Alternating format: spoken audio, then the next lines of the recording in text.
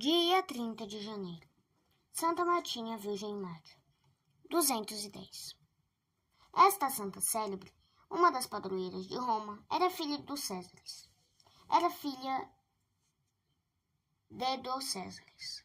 O pai, 3 vezes eleito cônsul, era um homem distintíssimo, possuidor das mais belas virtudes e favorecido pela fortuna. Martinha recebeu uma educação esmerada, baseada nos princípios do cristianismo, mas teve a infelicidade de perder bem cedo os pais. Inflamada de amor a Jesus Cristo, deu todos os bens aos pobres, fez votos de castidade e, em atenção à sua vida santa e exemplar, foi recebida entre as diaconisas, honra com que só pessoas de muita probidade eram distinguidas. Tinha o imperador Alexandre Severo, 222-235, concebido a ideia de exterminar os galileus, assim acunhava os cristãos. Conhecendo a formosura, nobreza e bondade de Martinha, tudo fez para afastá-lo da religião cristã, e chegou até a lhe oferecer a dignidade de imperatriz, caso se decidisse sacrificar a Apolo. Martinha respondeu: "O meu sacrifício pertence a Deus Imaculado. A ele sacrificarei, para que confunda e aniquile a Apolo e este deixe de perder almas." Alexandre Severo, interpretando esta resposta em seu favor, organizou uma grande festa no templo de Apolo, para onde levou Martinha, na presença dos sacerdotes e de muito povo. Os olhos de todos estavam dirigidos para a jovem que, no meio do grande silêncio que reinava, fez o sinal da cruz e levou os olhos e os braços ao céu e disse em alta voz: "Ó Deus e Senhor, meu Senhor, ouvi esta minha súplica fazer com que se despedace esse ídolo cego e mudo, para que todos, imperador e povo, conheçam que só vós sois o único Deus verdadeiro, e que não é lícito adorar senão a vós." No mesmo instante, a cidade inteira foi sacudida por um forte terremoto. A imagem de Apolo caiu do seu lugar, parte do templo ruiu por terra, sepultando os sacerdotes e o povo nos escombros. O imperador, sobremodo enfurecido pelo êxito desastrado do sacrifício, ordenou que Martinha fosse esbofeteada, flagelada e as carnes dilaceradas com torqueses. Os algozes cumpriram a ordem, mas com muitas dificuldades. Cansados, tiveram de desistir da tortura, porque um anjo de Deus defendia a donzela, que no meio dos tormentos entoava cânticos de louvor em Jesus Cristo, e convidava os algozes a se converterem à religião de Jesus. Deus abençoou-lhe as palavras. 8 algozes caíram de joelhos, pediram perdão a Mártir e confessaram alto a fé em Jesus Cristo.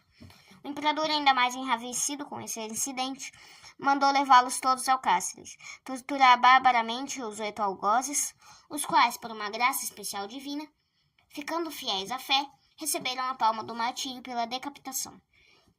No dia seguinte, a feiticeira foi citada ao palácio do imperador, que a recebeu com estas palavras: "Basta de embustes. Dize-me, para que eu saiba com quem estou tratando. Sacrificas aos deuses ou preferes aderir ao feiticeiro, a Cristo?" Com santa indignação respondeu Martinha: "Não admito que insultes a meu Deus. Se queres aplicar novas torturas, aqui estou, não as temo, pois sei que Deus me dá força." A resposta do imperador foi a condenação da Mártir e suplícios crudelíssimos e desumanos. Martinha, no meio das dores, glorificou a Deus, e as feridas exalavam um suave perfume. Grande foi o espanto de Alexandre Severo ao ouvir no dia seguinte a notícia de que Martinha, que se achava no cárcere, estava perfeitamente curada das feridas, e não só isso. Os guardas viram durante toda a noite um cárcere iluminado por uma luz maravilhosa e ouviram extasiados cânticos celestiais. O furor do imperador chegou ao extremo. Não mais senhor da sua paixão, condenou Martinha às feras no anfiteatro e fez timbre de achar-se entre os espectadores. Novo milagre. Martinha, de uma beleza sobrenatural encantadora, ajoelhada na arena, calma, se achava à espera do leão. Este, o indômito rei do Saara, possante e belo em sua força, se anuncia com um rugido aterrador, e em 2 saltos se acha ao lado da vítima. Como que, domado por uma força invisível, arroja seus pés de Martinha, manso como um cordeiro. De repente se levanta e, num salto medonho, ganha a barreira, entrando no recinto dos espectadores, matando alguns deles. O pânico foi indescritível. O imperador, longe de se convencer da intervenção divina na defesa da Mártir, atribuiu o fato extraordinário às forças mágicas de Martinha, as quais, segundo sua opinião, tinham sede no cabelo da santa. Deu ordem imediatamente para que Martinha fosse privada da rica cabeleira, e, assim profanada, fechada no templo de Júpiter. Nos 2 dias seguintes, Alexandre Severo, acompanhado de sacerdotes e muito povo, se dirigiu ao templo. Não entrou, porém, porque teve a impressão de ouvir vozes masculinas, e julgou que fossem dos deuses, que se tivessem reunido para converter Martim. Aberto o templo no 3º dia, o imperador apresentou-se um espetáculo estranho. Achavam-se derrubados ao chão todas as imagens dos deuses. A sua pergunta onde estava a estátua de Júpiter, Martim respondeu sorrindo. Tendo ele que dar satisfação a Cristo, porque não salvou estes 12 ídolos, meu Deus entregou aos demônios, que dele fizeram o que vedes. Fulo de raiva por este escárnio, Severo ordenou que se despejasse banho fervente sobre o corpo de Martinha e a entregassem às chamas. Veio, porém, uma grande chuva apagar a fogueira. Restava então sua morte pela espada. Martinha aceitou a sentença com toda submissão e gratidão para com Deus. Espontaneamente ofereceu a cabeça ao algoz, que a fez entrar nas eternas núpcias do Senhor Jesus. Os cristãos apoderaram-se clandestinamente do corpo da santa e sepultaram-no com todas as honras.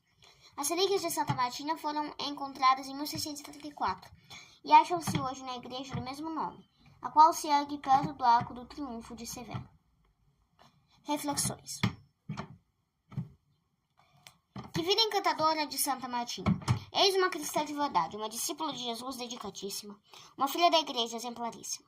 Que firmeza de princípios, que contumácia na prática da religião, que intrepidez na defesa da fé. Mulher forte que confundiu os próprios juízes.